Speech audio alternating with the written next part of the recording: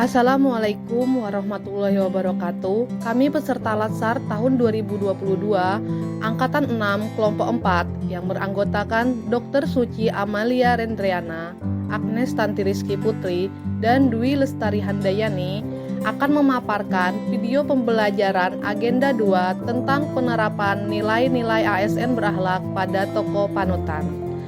Selamat menyaksikan. Tokoh panutan yang kami pilih dalam penerapan nilai-nilai ASN berakhlak adalah R.A. Kartini.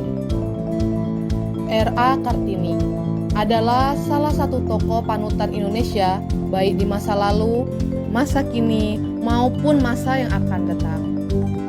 Nama lengkap beliau adalah Raden Ajeng Kartini Joyo Adiningrat. Lahir di Jepara, Jawa Tengah, 21 April 1879. Wafat di Rembang, Jawa Tengah, 17 September 1904. Beliau adalah seorang pelopor emansipasi wanita pada zaman Hindia Belanda. Penerapan nilai-nilai ASN berakhlak pada Raden Ajeng Kartini. 1. Berorientasi pelayanan. Salah satu perilaku berorientasi pelayanan yaitu memahami dan memenuhi kebutuhan masyarakat. Dalam hal ini ditunjukkan pada keinginan Raden Ajeng Kartini untuk mendirikan sekolah wanita. Berkat kegigihan Kartini, kemudian didirikan sekolah wanita oleh Yayasan Kartini di Semarang pada tahun 1912. Dan kemudian di Surabaya, Yogyakarta, Malang, Cirebon, dan daerah lainnya. Nama sekolah tersebut adalah Sekolah Kartini. Yayasan Kartini ini didirikan oleh keluarga Van de Venter, seorang tokoh politik etis. 2. Akuntabel. Raden Ajeng Kartini adalah seorang pribadi yang akuntabel, yaitu ikut memikul tanggung jawab atas nasib kaum wanita di masanya. Sebelum adanya gerakan emansipasi wanita, wanita hanya boleh mengerjakan urusan dapur dan mengurus anak. Para wanita pun tidak diberi kesempatan untuk mendapatkan pendidikan yang layak. Raden Ajeng Kartini memahami akan masalah tersebut. Oleh karena itu, Raden Ajeng Kartini dengan segenap hati dan jiwanya berusaha berjuang agar para wanita Indonesia yang merasa tertindas mendapatkan derajat yang sama dengan pria.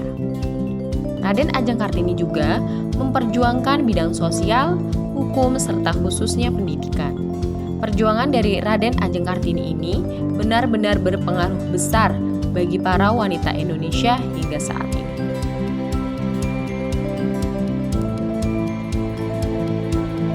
3. Kompeten. Raden Ajeng Kartini memperoleh kesempatan untuk mengenyam pendidikan di sekolah di ILS sampai usianya mencapai 12 tahun. Hal itu menjadikan beliau tumbuh menjadi pribadi yang cerdas. Menimba ilmu di sekolah ini membuat beliau belajar bahasa Belanda.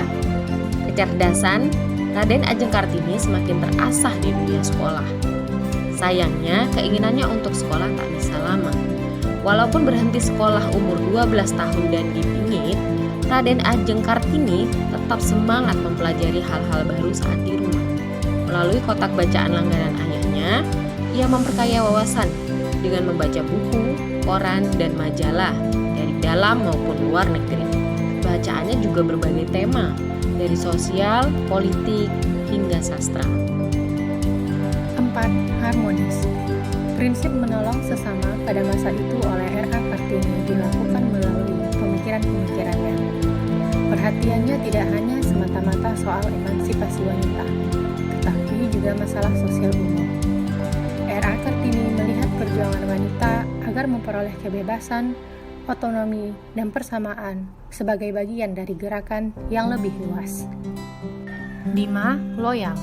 Walaupun pada masa itu, R.A. Kartini menemui berbagai tantangan untuk memperjuangkan pemikirannya, tapi beliau tetap gigih, memiliki tekad yang kuat untuk menyebarluaskan pemikiran bahwa budaya patriarki atau kaum laki-laki lebih dominan masih kental dan adat istiadat perempuan yang dipingit tidak mengurangi semangat beliau untuk mengirim surat-surat ke sahabat penanya di Eropa.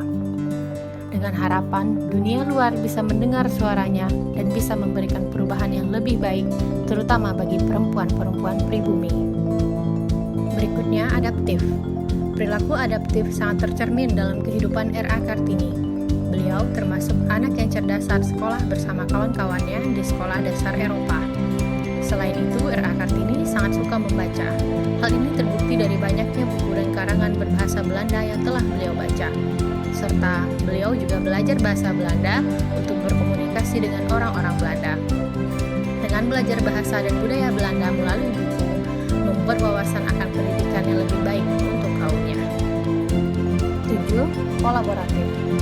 R.A. Kartini seringkali mengirimkan surat kepada sahabat penanya yang ada di Belanda, seperti kepada Nyonya Anne van Col, membahas pemikiran tentang keadilan untuk perempuan, melalui pemikiran-pemikiran yang dapat dirunut dari surat-surat yang telah dikirimkan.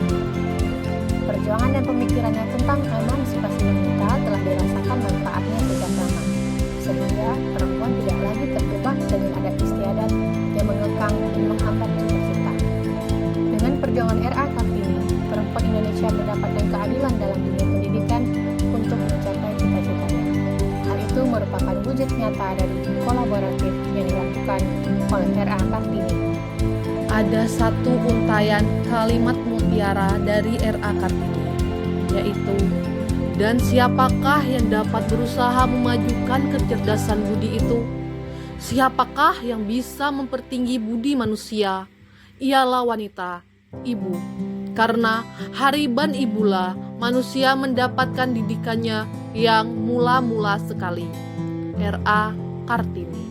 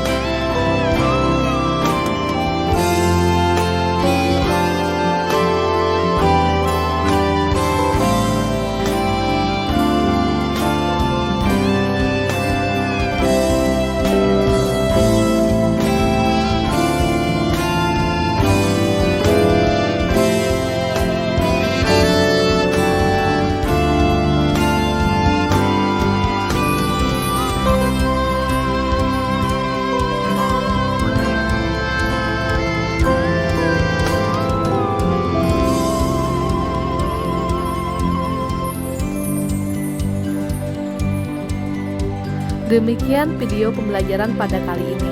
Terima kasih dan sampai ketemu lagi pada video pembelajaran berikutnya. See you next time. Bye bye. Wassalamualaikum warahmatullahi wabarakatuh.